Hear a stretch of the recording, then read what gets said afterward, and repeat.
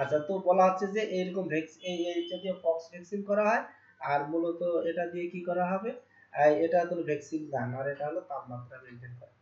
আচ্ছা, এটা তো চলে আসলে প্রথম দিনেই, তারা একটু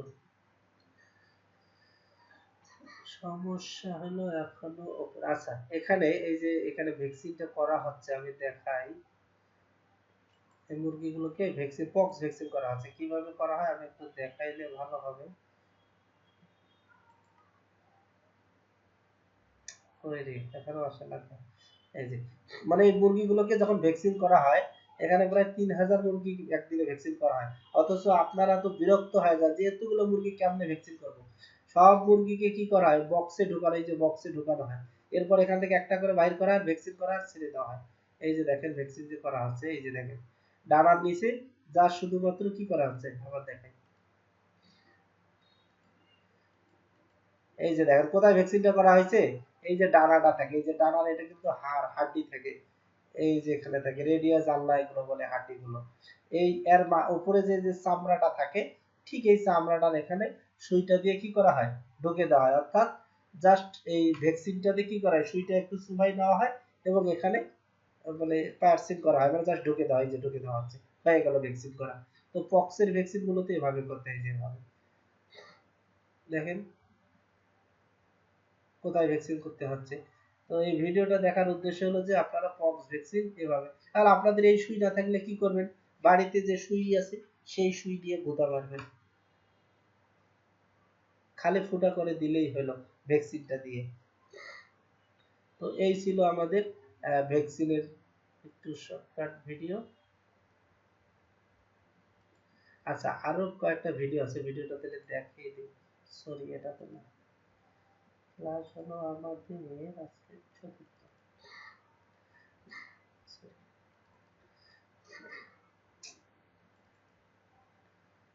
ও আচ্ছা, এখানে সরি, এটা আসলে কোনো ভ্যাকসিনের ভিডিও এখানে নাই।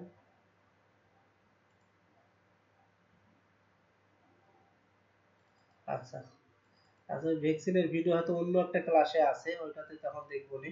এখানে জাস্ট যেটা ছিল একটু দেখে দেই, ব্রুডিং রিলেটেড যেহেতু। তো এখানে বলা হচ্ছে যে দেখেন, এটা হলো আমাদের এক খামারি, দিনাজপুরের এক খামারি ছিল, বিরলে বাড়ি। তো ও হলো বাচ্চা ব্রুডিং, মানে মুরগি রাখছে শীতকালে, পিছেও পর্দা দিয়ে রাখছে, উপরে খোলা রাখছে, ঠান্ডার দিন লাইট দিছে, দেখেন এক মানুষ উপরে, সব মুরগির ঠান্ডা লেগে গেছে এবং সবগুলো একবারে ঠান্ডায় চুপ করে শুয়ে আছে, যে যেখানে পাইছে। তা আমাকে ভিডিও করে দেখাচ্ছে যে স্যার, আমার মুরগিগুলো তো ঠান্ডা ভালো হয় না, দেখেন তো। তা এইভাবে করলে কি মুরগি, দেখেন আরেকটা বিষয় দেখেন, মুরগি কয়টা আর জায়গা কতটা, দেখেন। অর্থাৎ অবশ্যই মুরগির সাথে আপনার জায়গার সামঞ্জস্য রাখতে হবে। আর জায়গা বড় আছে বলে যে বড় জায়গায় ছেড়ে দিবেন এরকম না, অবশ্যই সেই হিসেবে জায়গা ছোট রাখতে হবে। যার কারণে লাইট আপনার এত উপরে না, লাইট আরো নিচে নামাইতে হবে। এবং শীতকালে যদি মানে বাতাস যেহেতু বহন করে, ঠান্ডা কনকনে শীত ঢোকে, এই জন্য সব দিকে আবদ্ধ রেখে দরকার এক সাইডে একটু ফাঁকা রাখতে হবে। পরে এভাবে ম্যানেজমেন্ট করতে বলছি, ইনশাল্লাহ তার মুরগিগুলো তারপরে থেকেই ভালো হয়ে গেছে। এই এই জন্য অবশ্যই এই ভিডিওটা দেখার কারণ হলো এগুলো দ্বারা আপনারা বুঝবেন যে আসলে কিভাবে মেনটেন করতে হয়। আচ্ছা, এখানে হলো আপনার ঝড় হয়েছে, বন্যা হয়েছে, আপনার তাপ দিতে পারতেছে না, লাইট নাই, তা আপনারা এইভাবে তুষ দিয়েও লাইট দিতে পারেন। একটা জার্কিনের ভিতরে কি করবেন, তুষ বা কয়লা, কয়লা অনেক সময় কি করা হয়, একবারে খুব চাপ দিয়ে রাখা হয়, এরপরে কি করা হয়, এরকম আগুন জ্বালায় হিট দেওয়া হয়, ইটের উপরে বসায় হিট দেওয়া হয়। এভাবেও বিকল্প হিসেবেও আপনারা ব্রুডার শেড কি করতে পারেন, মানে মুরগির ঘরকে তাপ দিয়ে রাখতে পারেন। আচ্ছা, আরেকটা যেটা ভিডিও দেখাচ্ছিলাম যে পানি যেটা খাওয়াইতে চাচ্ছিলেন, তো পানি আপনারা কিভাবে খাওয়াবেন, পানি খাওয়াবেন এই যে দেখেন, এরকম পাইপ লম্বা করে দুই দিকে দুইটা দুইটা তিনটা লম্বা করে পাইপ দিবেন, আর মুরগিগুলো আসে এরকম সুন্দর করে পানি খাবে। তাহলেও আপনারা এভাবেও দিতে পারেন, যে তাহলে দেখবেন যে আপনার কি হবে, সুন্দর থাকবে, বাচ্চা পানি খাবে ভালো। তো এই ছিল আমাদের ব্রুডিং সম্পর্কে দুই একটা ভিডিও। আচ্ছা, ক্লাসে আসি।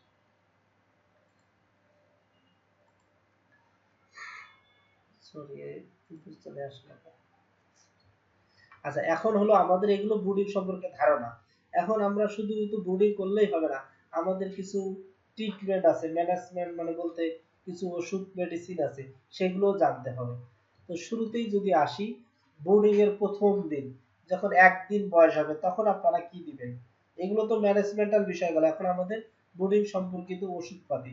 তো বলা হচ্ছে বাচ্চা ব্রুডারে ছাড়ার অবশ্যই 10 থেকে 12 ঘন্টা পূর্বে, এতক্ষণ দরকার নাই, 4-5 ঘন্টা পূর্বে আপনারা কি করবেন, লাইট জ্বলে রুমটা যেখানে বাচ্চাগুলো রাখবেন জায়গাটা যেন গরম থাকে, ওয়ার্ম থাকে, ওয়ার্ম।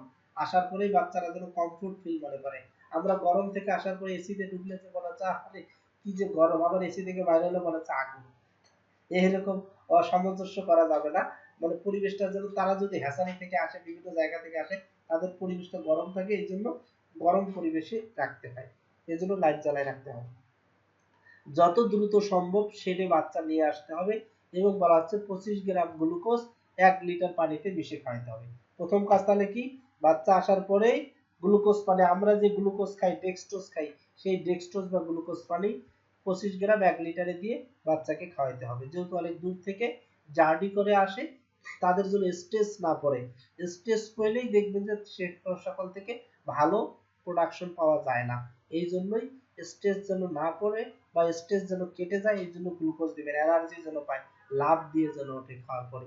পাশাপাশি ইমিউন বুস্টার, রোগ প্রতিরোধ ক্ষমতা বৃদ্ধির জন্য যেমন 1 গ্রাম লাইসোভিট বা মুরা প্লাস বা ইক্সিভেট পাওয়া যায়, এগুলো বলা আছে 5 লিটার পানিতে মিশিয়ে খাওয়াবেন, 3 দিন খাওয়াবেন, 3-4 দিন এটা কন্টিনিউ চলবে। বা সিবিটও দিতে পারেন, একটা সিবিট 3 লিটারে। প্রথম দিনের হলো এই কাজটা করবেন। দ্বিতীয় দিন থেকে চতুর্থ দিন যদি সম্ভব হয় অ্যান্টিবায়োটিক একটা দিতে পারেন। এখন অ্যান্টিবায়োটিক অনেকে নাও দিতে পারেন, যারা পারেন ভালো। আর যারা একটু মনে করেন দুর্বল আছে, যে আমার বাচ্চাগুলো এই রোগে আক্রান্ত হবে নাকি নতুন পরিবেশের সাথে, কারণ এটাকে বলে কি অভিযোজন, তাই না, অ্যাডাপশন। নতুন পরিবেশের সাথে খাপ খাইতে গেলে অনেক প্রতিকূল পরিবেশের সাথে কি করতে হয়, যুদ্ধ করতে হয়। তা মুরগির বাচ্চার ক্ষেত্রে ঠিক সেম, এখানে ব্যাকটেরিয়ার সাথে, ভাইরাসের সাথে, পরিবেশের সাথে তাকে ফাইটিং করে টিকে থাকতে হয়। এই যে অভিযোজন করার জন্য তার অনেক সময় স্ট্রেস পড়ে যায়, অসুস্থ হয়ে পড়ে, বা কখনো ফেইলিওর হয়ে যায়, তখন হলো ব্যাকটেরিয়া ভাইরাস আক্রান্ত করে। এই জন্য পারলে আপনারা প্রিভেন্টিভ হিসাবে, প্রতিরোধ হিসাবে একটা অ্যান্টিবায়োটিকের ডোজ করে দিতে পারেন। তা বিভিন্ন ফ্লোরফেনিকোলের দিতে পারেন, পলিফ্লোর, ফ্লোকল, নভোফ্লোর, অথবা অ্যান্ড্রোসিন দিতে পারেন। যারা অল্প মুরগি পালন করেন, সেপা ওয়ান নামে একটা পাওয়া যায়, সেপা ওয়ান। অল্প মুরগির যারা 20টা, 50টা, 100টা, 200, সেপা ওয়ানটা ভালো কাজ করে। অথবা এবং অ্যামোক্সাসিলিনও দিতে পারেন, এবং মানে কি এটাও দিতে পারেন, এটাও দিতে পারেন, বা প্রথমটাও শুধু দিতে পারেন। তো বলা হচ্ছে অকমেনভেট বা মক্সিলিন সিপি দিতে পারেন। এখানে দুইটা অ্যান্টিবায়োটিক দেওয়ার কারণটা কি, কম্বিনেশনে অনেক সময় মুরগির পিছনে পায়খানা লেগে আছে, একটাই ভালো হচ্ছে না, তখন 2-3টে অ্যান্টিবায়োটিক দেওয়া হয়। এদেরকে বলে সিনার্জিস্টিক অ্যাকশনে কাজ করে। সিনার্জিস্টিক মানে কি, একটাই যখন না পারে দুইটা দিলে এদের শক্তিটা বেড়ে যায়, তখন কাজ করে ভালো, তাই না। এখানে যদি এখন প্রতিযোগিতা খেলা শুরু করে দেই, এখানে একদিকে আমাদের যাদের একটু শক্তি বেশি যে বলে তাকে একদিকে, আর যারা একটু পাতলা পাতলা তাদেরকে দুইজনকে একদিকে দিব, তারপরে দড়ি রশি টানাটানি, মাঝখানে একটা দাগ, তাহলে কে জিতে যাবে। যদি দুইজন জিতে যায়, যখন একজন যে হেরে গেলে বলবে ওরা দুইজন, ওদের শক্তি বেশি, এই জন্য হেরে গেছে। তো দুইজন হলে কি হয়, শক্তিটা বেশি হয়। তো ঠিক অ্যান্টিবায়োটিকের ক্ষেত্রে এরকম সিনার্জিস্টিক অ্যাকশনে দিলে রেজাল্ট ভালো পাওয়া যায়। আচ্ছা, এরপরে বলা হচ্ছে যে এই চতুর্থ থেকে সপ্তম দিন এর এই সময় আপনারা একটু ভিটামিন দিতে পারেন।